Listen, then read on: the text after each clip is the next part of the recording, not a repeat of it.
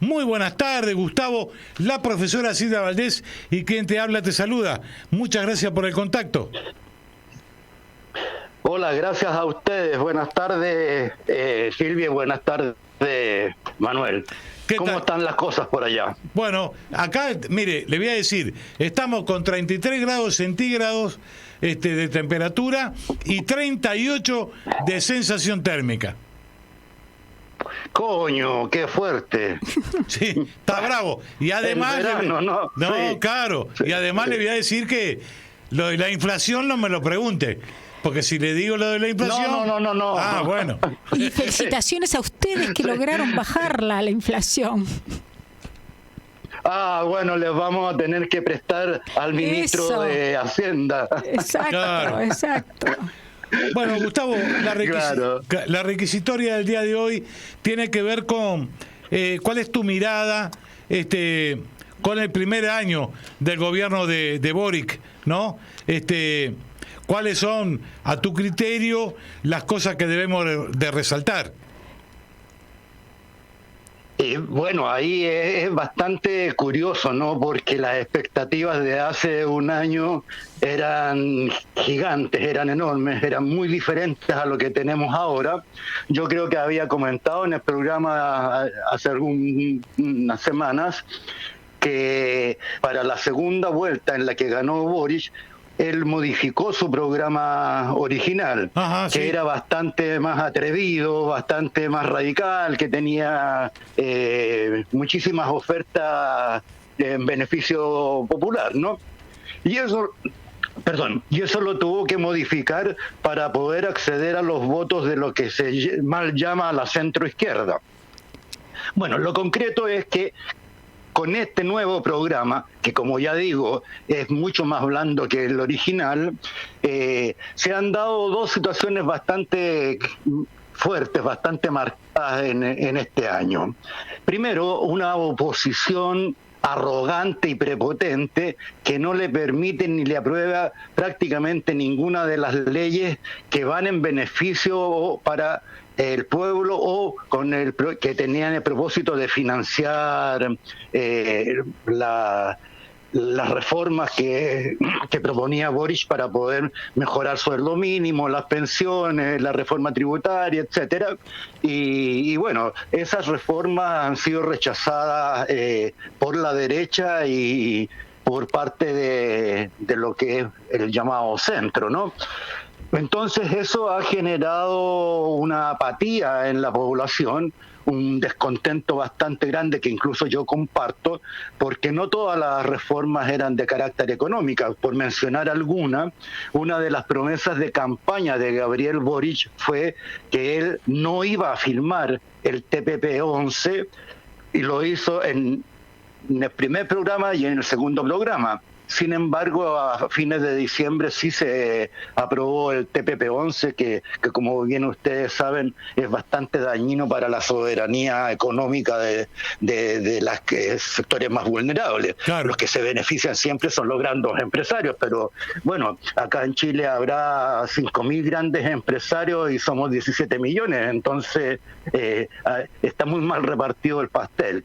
Exactamente. Eso en primer lugar. Y en segundo, esa es la primera cosa que yo destaco. La segunda, que él se había comprometido a liberar a todos los presos que generó el estallido social, y aunque se entiende que él solo puede indultar a condenados, no puede indultar a alguien que esté todavía en el proceso judicial, entonces él ahora en diciembre también indultó a 12 o 13 compañeros y generó una tremenda polémica, una polémica tan grande con la oposición que se retiraron de una mesa que había para trabajar, una mesa en conjunto, ¿no? Oposición y gobierno, para trabajar la seguridad nacional.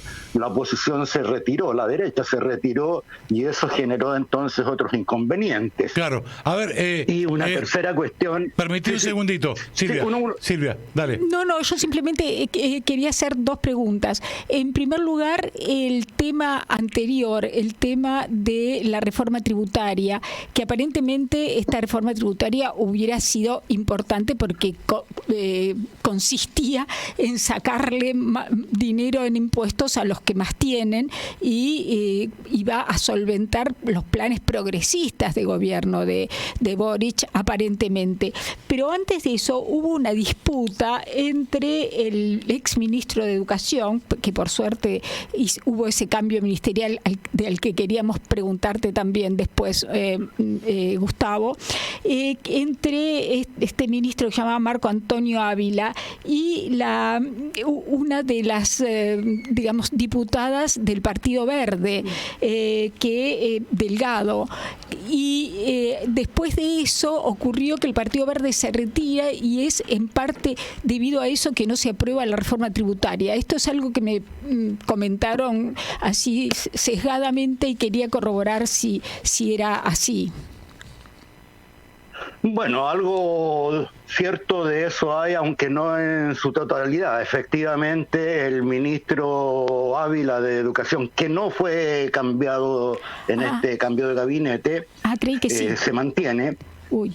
Sí, no, se mantiene. Sí, según lo que dice el gobierno, se mantiene porque fue una decisión política mantenerlo. Ahí no estoy en condiciones de opinar más a fondo porque es una noticia muy fresca que se empezó a comentar recién ayer. Y yo estoy bastante lejos del gobierno, entonces no tengo acceso a información muy inmediata. Me demoro un poco en conseguirla. Pero bueno, volviendo a la pregunta. Efectivamente, el ministro de Educación palabrió, no sé cómo lo llaman ustedes, pero no la insultó, sino que la gritoneó quizás a esta diputada del Partido Verde por unos desacuerdos que tenía que ver con materias educacionales. Bueno, la diputada manifestó sentirse muy mal, llegó a la enfermería, qué sé yo, y hubo un despelote bastante fuerte, que no tiene nada que ver con la reforma tributaria.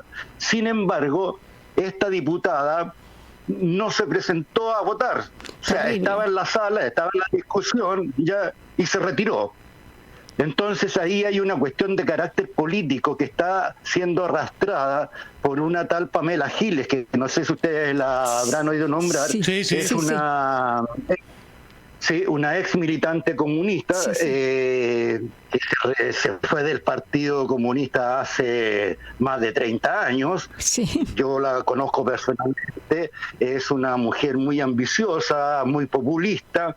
Ella solamente se ha ocupado de los retiros. Ella hizo quebrar el Partido Humanista. Ella tiene una línea muy personalista. Se hace llamar la abuela y todos los demás que la siguen son sus nietitos. Entonces, ella fue la que propició retirarse de la sala junto con esta diputada que fue agredida por el ministro Ávila y una tercera más que explicaron en su primer momento ya que era porque se sentían enfermas, dijo una, y la otra dijo que pensaba que el receso era de 5 minutos y no de 15 como ella creía. O sea, unas explicaciones inverosímiles que nadie las acepta, que nadie las cree. Claro. Entonces, ¿qué ocurre? Que la reforma tributaria se perdió por 2 votos. Exactamente. Y esos 2 votos... Claro, y además el de la Pamela Giles que comento, se supone que la Pamela Giles es una mujer de izquierda, es una mujer que está, eso es lo que dice ella, ¿no? Exacto. Que está a favor del pueblo, que está a favor de los sin monedas, como ella llama, y bueno, se retiraron las 3 de la sala para la votación y se perdió por 2 votos. Ahora, como ustedes bien dicen, efectivamente la reforma tributaria no es que castigara a los más ricos, pero sí les introducía un impuesto adicional a los más ricos, y estamos hablando del 0,3% de la población, o sea, es insignificante, son en realidad las familias más ricas, pero que además se ha generado un embrollo que pocos entienden y muchos no quieren entender. Ese porcentaje de aumento a los más ricos, primero es a unos que tienen una renta superior a 8 millones de pesos chilenos, que deben ser un poco más de $10.000 para tener una relación. No estoy seguro que sean $10.000, pero por ahí va, ¿no? Ajá. Entonces, que a ellos les empezaron a aplicar una tasa de impuesto que iba de 0,1 hasta 0,7% en ascenso, dependiendo de las rentas. Y como digo recién, ese es un porcentaje bastante menor. A los sectores más vulnerables, a las pequeñas y medianas empresas, no los castigaba en nada, al contrario, favorecía a la inversión para las las pequeñas y medianas empresas. Pero ¿qué fue lo que se dijo en el Congreso y qué fue la campaña para justificar el rechazo? Pues que efectivamente la reforma tributaria no permitía aumentar las pensiones como lo señalaba el gobierno, y tampoco permitía un beneficio a las pymes. Entonces ahí se genera una distorsión.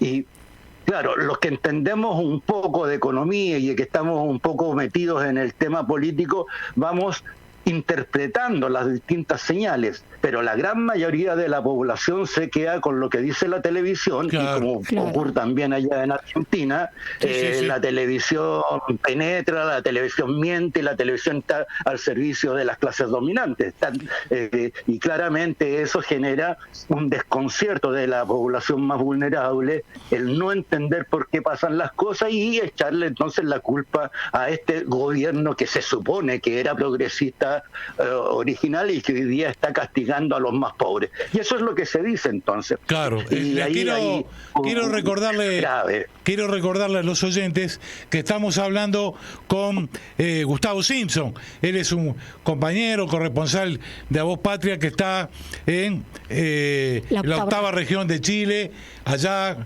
íntimo amigo de Félix Herrera. Bueno, y estamos conversando sobre el primer año de gobierno de esta coalición que encabeza el señor Boric. Sí, Valdés. Volviendo un poco, es muy claro la explicación. Muchas gracias, porque ahora pudimos saber concretamente de qué se trataba este entuerto, de por qué no habían votado algo que se suponía que sí, que se iba a votar sin problemas. Y volviendo a lo que planteabas, Gustavo, en relación al tema de los indultos, ya había habido lío cuando Boric inmediatamente haber asumido, había indultado a ¿cómo se llama? El del Frente Patriótico, Manuel Rodríguez, a Jorge Mataluna, sí. Y a una docena de compañeros que en el 2019 habían sido agredidos por la policía por justamente reclamar, bueno, ya sabemos todo el tema famoso de los chicos que saltaban los molinetes y todo lo que generó esta maravillosa revolución. Y bueno, y él había hecho esto, Boric, que toda la izquierda lo aplaudimos y el centro también, pero la derecha ya lo había poco menos que defenestrado por haber justamente hecho esta serie de indultos. Y entonces ahora ni siquiera pretendió hacer más indultos o iba a hacer lo que había prometido y la derecha se opuso. Contanos esto que habías empezado a relatarnos. Y bueno, como estaba diciendo, Boric indultó a 13 compañeros, uno de ellos es del Frente Patriótico, que no tiene nada que ver con la revuelta social de octubre del 2019. Claro. El problema con el compañero Mataluna radica precisamente que él es del Frente Patriótico, y el Frente Patriótico, Manuel Rodríguez, es uno de los grandes enemigos acérrimos que tuvo la dictadura y una de las organizaciones que se levantó en armas contra la dictadura de Pinochet. Eso junto a Almiria y a los compañeros del Grupo Lautaro, ¿no? Sí. Esas fueron las tres organizaciones que propiciaban la lucha armada para combatir a la dictadura. Sí. Bueno, el Frente Patriótico, más allá de sus acciones o no, que uno pueda o no pueda estar de acuerdo, la estrategia política del Frente Patriótico incluyó entre sus acciones el ajusticiamiento de Jaime Guzmán, senador de la República, ideólogo de la Constitución de 1980, asesor de la dictadura militar. Claro. Entonces, el odio que existe en la derecha y en particular del partido UDI en contra del Frente Patriótico hace que cualquier cosa que tenga que ver con el Frente Patriótico entonces es una canallada y se oponen y nunca. O sea, hay conflictos con Argentina por la extradición de Norambuena, con Salamanca, y hay conflictos con Francia por Norambuena y otros tantos compañeros que ocupaban cargos de dirección del Frente Patriótico. Entonces ahí hay una persecución política de la extrema derecha en torno a los compañeros del Frente. Y como Jorge Mateluna fue indultado en esta ocasión por el presidente, eso generó una molestia tan grande en la extrema derecha que significó retirar apoyo, no apoyar a cosas que se habían comprometido. Entonces fue eso un problema. Y en el otro caso, con los otros 12 compañeros que son de la primera línea, que fueron juzgados y condenados por delitos terroristas, el punto es que uno de ellos tenía antecedentes penales ya desde antes. Entonces condenaban los indultos, porque cómo era posible que se indultara a terroristas. Eso es lo que ocurre en general y lo que pasa y lo que se discute. Sin embargo, es una cuestión inédita porque nunca en este país se había cuestionado la facultad del presidente de la República de realizar indultos. Lo han hecho todos los presidentes después de la dictadura.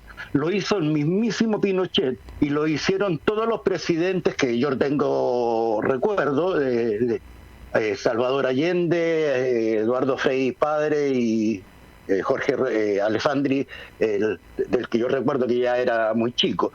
Todos los presidentes y jefes de Estado, en el caso de Pinochet, han indultado por distintas razones, algunas humanitarias, algunas por piedad, lo que sea, ya de exactamente lo mismo, porque entre los indultados, por ejemplo, por Piñera, ya en el gobierno anterior, en su segundo gobierno, hay criminales que estaban presos por delitos de lesa humanidad, que son criminales por asesinatos y torturas a compañeros durante la dictadura. Entonces, claramente ahí nadie dijo nada, a nadie le importó. De hecho, siempre se ha entendido que es una facultad presidencial los indultos y, sin embargo, en esta ocasión generó un embrollo tan grande que frenó algunas conversaciones y que pasó a llevar algunos acuerdos que se habían tomado, entre otras cosas. Por ejemplo, había acuerdos de apoyar la reforma tributaria porque se supone que beneficiaba. De hecho, gente de derecha en noviembre, diciembre decía que la reforma tributaria beneficiaba a las pymes. Y hoy día la excusa de la derecha para haber votado en contra es que perjudicaba a las pymes. Entonces esas contradicciones pasan inadvertidas por la mayoría de la gente, no se entiende, muchos no las comprenden y muchísimos además ni siquiera se enteran. Entonces eso es un poco lo que pasa como repercusión de los indultos. Y volviendo a la primera cosa original, ¿no? Respecto del primer año de gobierno, Boric no tiene mayorías en el Congreso, ni en la Cámara de Diputados, ni en el Senado. Entonces, obtener las mayorías que necesita, y particularmente algunas que requieren un quórum calificado de 2/3 o de 3/5, es bastante difícil porque hay prácticamente un empate entre los que apoyan al gobierno y la oposición. Entonces, en esas circunstancias, no queda más que negociar acuerdos para lograr aprobar las reformas. Pero en esta ocasión, con la reforma tributaria, se pasaron de listo y a pesar que tenían acuerdos previos, simplemente la derecha no los respetó. sin considerar estas 3 mujeres diputadas que fueron las que definitivamente cambiaron la... Claro. Sí, 2 cosas te quiero decir, Gustavo. La primera, sí, Pablo Choriusi, que es un oyente de acá de Buenos Aires, manda un gran abrazo porque está escuchando el programa y puntualmente tu informe, ¿está? Bueno, esa es la primera cosa. La otra, ante este hecho ocurrido, el de no tener mayoría propia, ni en diputados, ni en senadores, y tener que llegar a acuerdos, esta problemática que está viviendo este gobierno progresista de Boric, también la padecen otros gobiernos de la región, del mismo corte, o parecido. Claramente. Ahora, ¿cuál es tu mirada ante esto? Porque hoy en la Argentina está fuertemente planteado este debate. Cuando te corres un cachito para el centro, que sabemos que el centro no existe. El centro que existe es el centro que se levanta a la olla jugando al fútbol, ¿no? Lo otro no existe, en política no existe el centro. Te terminás corriendo para eso, sí. te terminás corriendo para la derecha y en realidad lo que te pasa, se te licúa el planteo original. No sé cuál es tu mirada. Lo que pienso... Sí, dale. Adelante, dime. No, ahí, esa fue la pregunta. Ya, ok, sí, yo tengo una apreciación que he estado analizando y conversando con algunos compañeros y por lo tanto está como en borrador, ¿no? Sí. Nosotros en tiempos de la dictadura con los compañeros, yo creo que les había comentado que yo fui militante del MIR, ¿no? Sí, no lo recuerdo, si se los había dicho. Sí. Bueno, en tiempos de la dictadura y en la clandestinidad nosotros nos juntábamos a realizar una cosa que se llama Cipona, ya que es un análisis de situación política nacional. Bueno, haciendo una Cipona hoy día respecto de cómo van las cosas en el gobierno, la Cipona es en realidad un análisis bastante dialéctico porque trata de incluir todos los factores que puedan incidir en las decisiones políticas, y entre ellos claramente está el poder establecido en todas sus instituciones, los militares, las iglesias, la economía, etcétera, ¿ya? Y por otro lado, cómo se van organizando las clases más vulnerables, el pueblo. Y ahí hay una cuestión bastante categórica y que yo creo que tiene que ver con el temor de la derecha económica fundamentalmente, porque hace rato que el capitalismo viene manifestando una crisis bastante fuerte. Ya tú ves lo que está ocurriendo en Estados Unidos con 2 bancos ya quebrados, ¿no? Esto es noticia fresca de estos últimos días. Claro, no, ¿cómo va a decir eso? Gustavo, Unidos, por favor. ¿Ya? Pero ¿cómo va a decir eso? Sí. En ese país del mundo no quiebra nadie. Es el país más seguro. Claro. Aparte vio para que el nombre de ese banco. Silicon Valley. Claro. Es el paraíso. Claro, pero recuerda tú, porque no somos tan viejos, ¿no? Recuerda tú que cuando quebró el primer banco en Estados Unidos en el año 1929, Estados Unidos se fue al carajo. Exacto. ¿Ya? Entonces hay cierto temor en el capitalismo, ya, claro, por todo lo que está ocurriendo, porque además el capitalismo, ya poniéndome bastante serio, no ha logrado en ninguno de los países donde ellos gobiernan, ya principalmente en Estados Unidos, que es la cuna, o sea, no la cuna, pero es la panacea del capitalismo, en ninguno de sus países ha logrado que se haga efectivo la política del chorreo, que es lo que ellos dicen. Mientras más ganan los empresarios, más ganan los trabajadores, porque se puede repartir más. Sí, ese reparto del pastel nunca ha ocurrido en ninguna parte del mundo. Tal cual. Entonces hay una crisis del capitalismo, ya, y frente a esa crisis del capitalismo, la derecha económica fundamentalmente ya está aterrorizada, porque si se les viene abajo el capitalismo, imagínate tú, pobrecito, la gente va a tener que ir a trabajar como los roteques ordinarios, ¿no? Va a tener que ir a trabajar como un simple mortal. Bueno, entonces, haciendo esta broma, ¿no? Eso le ocurre yo diría que prácticamente a nivel mundial, en prácticamente todos los países donde el capitalismo estaba más desarrollado, hay crisis de esta naturaleza. Porque la inflación no solamente es de ustedes, también es nuestra, claro, en distintos niveles, ¿no? Por supuesto, ¿ya? Pero la inflación no es una cuestión de carácter local, es una cuestión que tiene que ver mucho cómo se van manejando los precios en la bolsa de valores, en el Nazca y todas esas cosas. Nazca, me sale raro cuando lo digo. Sí. Claro. Entonces ahí hay un quilombo, como dicen ustedes, que es muy difícil de interpretar. Y frente a ese temor de crisis del capitalismo, la derecha se organiza para poder mantener su estatus. Y sin embargo, lo que debería ocurrir en contraposición a eso, que el pueblo se organizara, que las organizaciones sociales, las organizaciones de base se organizaran, y ellas no están organizadas, ¿ya?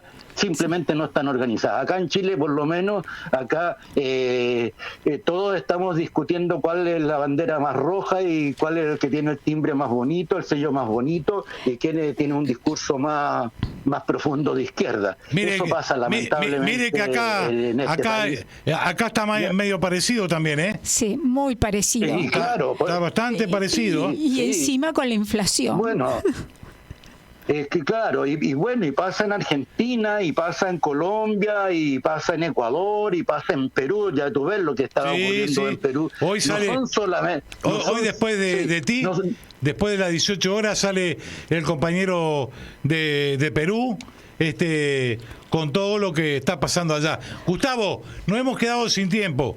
Te queremos mandar un abrazo enorme. Sabemos que quedaron cosas en el medio del camino, pero te vamos a seguir convocando para seguir conversando sobre el pueblo hermano de Chile.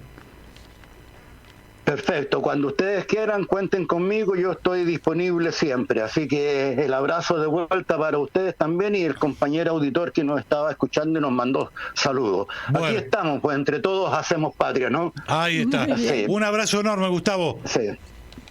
Abrazo para ustedes, muchas gracias. Chau, chau.